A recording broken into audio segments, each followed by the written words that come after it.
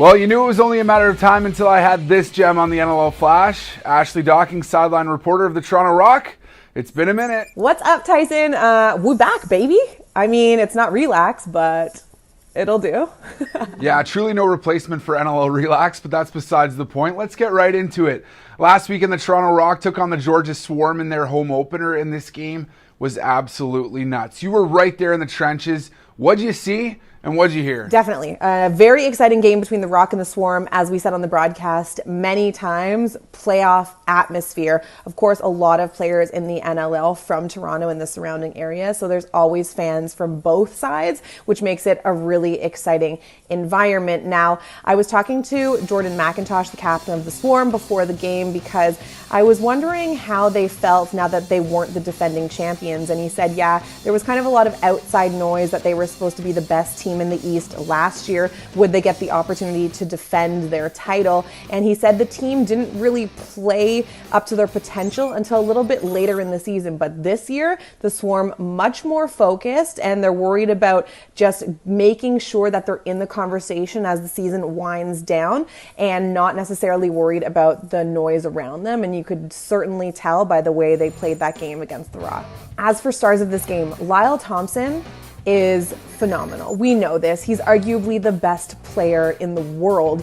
And when I was talking to him prior to the Rock game last week, he was saying that it kind of bothers him, I guess, that people say the offense starts and stops with him. He said everyone on the team has a role to play. And although I appreciate the sentiment and I know what he's getting at, Lyle Thompson's actions at the end of this game, he won it for them. He was solid, and you want the ball in his stick with time winding down. He missed the penalty shot. He said he had Rosie on it, but he just missed the shot. But then he dives across the crease. He scores the game winner. This guy is phenomenal, and honestly, he's a force on any given night, and good luck to defenses who are trying to defend that.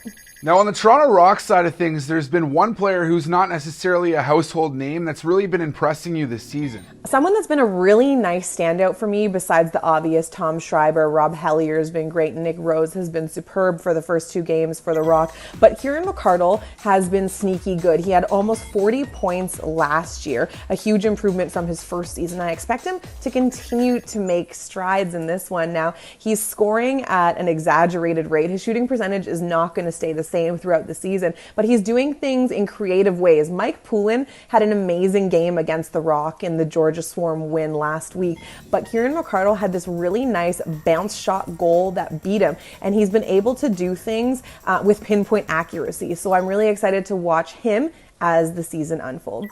Well, thank you very much, Ashley Docking. We'll look forward to having you on the NLL Flash very soon, and I know you'll be back because we all know what a tough time it is to get you to stop talking.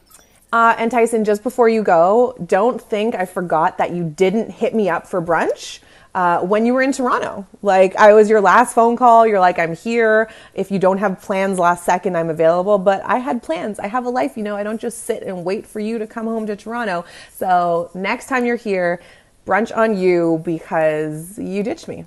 You didn't even text me. Real nice, bud.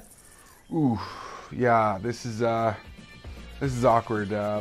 I don't know. I'll call you next time.